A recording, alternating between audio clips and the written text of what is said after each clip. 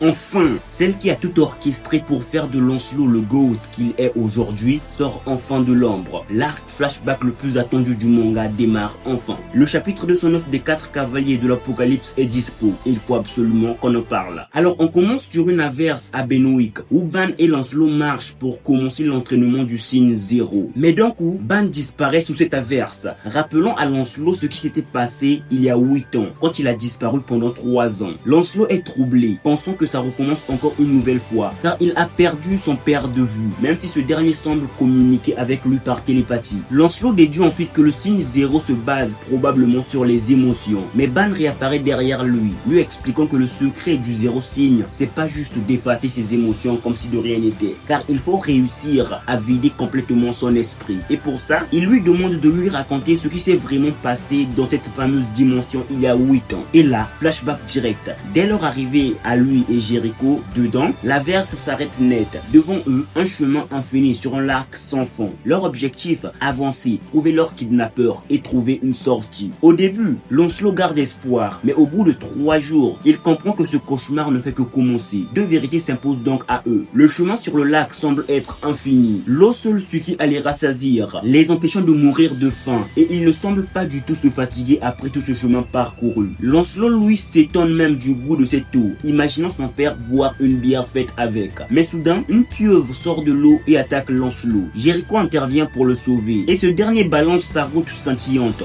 sans succès. La créature balaie l'attaque comme des fétus de paille avant de repartir sous l'eau. Jericho le réconforte un peu, car même si c'est un échec, à son âge, c'est déjà assez notable. Mais ce fait prouve aussi d'un autre côté que Lancelot maîtrisait déjà cette technique à l'époque. Et donc, 10 jours plus tard, l'ambiance est tendue. Lancelot perd patience, Jericho le rassure sans cesse. Puis il découvre un cadavre flottant, celui du marchand escroc qui était venu à Benoît et qui avait été enlevé avant eux. Et en avançant, d'autres corps apparaissent, dérivant sur l'eau. 20 jours plus tard, Lancelot raconte à Jericho l'histoire de Ban, de bandit à héros légendaire. Il avoue qu'il aurait bien aimé être comme lui, mais il finit en larmes, convaincu que comme tous les cadavres autour d'eux, eux aussi finiront par mourir là. Jericho essaie de lui rendre courage, jusqu'à ce qu'une silhouette se dresse devant eux, leur demandant ce qui se passe. Et là, la révélation. La dame du lac elle-même apparaît, avec un visage assez inquiétant, ses yeux rappelant Arthur en mode chaos. Mais bien sûr, avec tous ces cadavres flottant autour des eaux, peut-on vraiment croire qu'elle est bienveillante? Permettez-moi d'en douter. Le prochain chapitre s'intitule donc La dame du lac et le garçon. Le flashback continue. Et cette fois, Nakaba semble prête à tout nous dévoiler. Aussi, avant de tirer de grandes conclusions, posez-vous une question simple. Qu'a réellement donné le lac à Lancelot pour qu'il devienne ainsi? Car déjà, l'une de ses techniques les plus puissantes, elle vient de lui-même. Bien sûr, on en parlera dans une prochaine vidéo.